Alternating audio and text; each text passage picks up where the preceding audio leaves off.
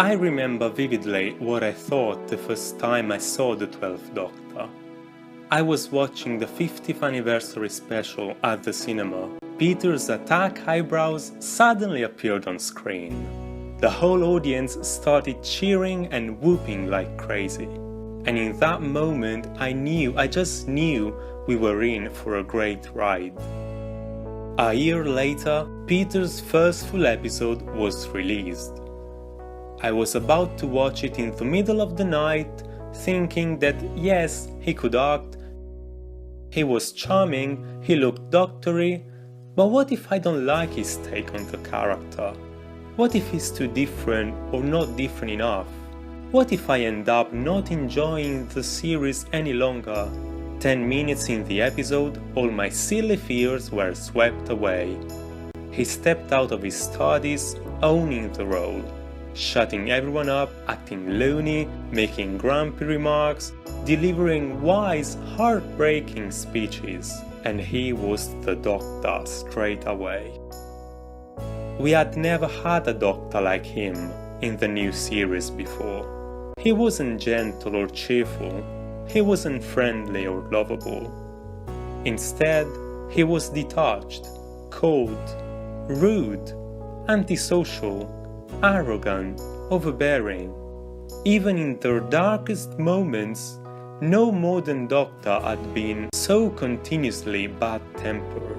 He seldom smiled, he didn't like laughing people, and his puns were terrible. He didn't like hugs, nor people violating his personal space. He didn't need anyone around. He wasn't nice, thank you very much. And I was shocked. Positively shocked. I'd never seen such stereotypically bad traits animate such an intrinsically good character. I'd never seen a hero, my hero, portrayed like that, and I immediately felt a deep bond with him. Because many of those personality traits, I shared them too, and I knew what they really meant. He had made a clear statement that he didn't care, but I could easily see through his behavior. He was a liar. Deep down, he still cared about everything. If anything, he cared even more than before. I had a duty of care. He cared so much, he had to put on a mask and pretend he didn't. Because emotions slow you down and make it harder to do what you have to do. There's no time for moaning or outrage when you're trying to save the world. Still, that doesn't stop you from feeling pain. Despite his facade, all the 12th Doctor wanted was to do the right thing. He wanted to be good. The most unrelatable of doctors became the one I related to the most. Soon, it was obvious that at his core, the Doctor was still hopelessly sentimental. It showed through his relationships with his companions. He tried to protect them and took care of them in every possible way. Clara, for whom he punched the diamond wall for 4.5 billion years. Riva, for whom he built a restaurant on Darilium just to give her the happy ending she deserved. Bill, whose soul he rescued from the Cybermen. They taught him how to show emotions. They allowed him to lower his mask. They taught him that the only thing that mattered was being kind. So he embraced his kindness and lived by it.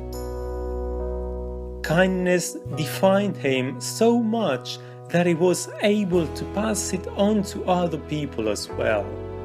His morality affected Missy, changing her into a better person. And it influenced the viewers as well. The 12th Doctor has had one of the best evolutions in the entire series. And his journey has inspired me personally to follow in his footsteps, to be a good man without hope, without witness, without reward. His message has really struck me, and it will live long after his time on the show is over. So now that his song is ending, I just want to thank the 12th Doctor for his contribution to the character and to my personal growth. Thank you, 12. Thank you, Peter Capaldi. Thank you, Doctor Who. Everything ends. And it's always sad. But everything begins again too. And that's always happy. Be happy.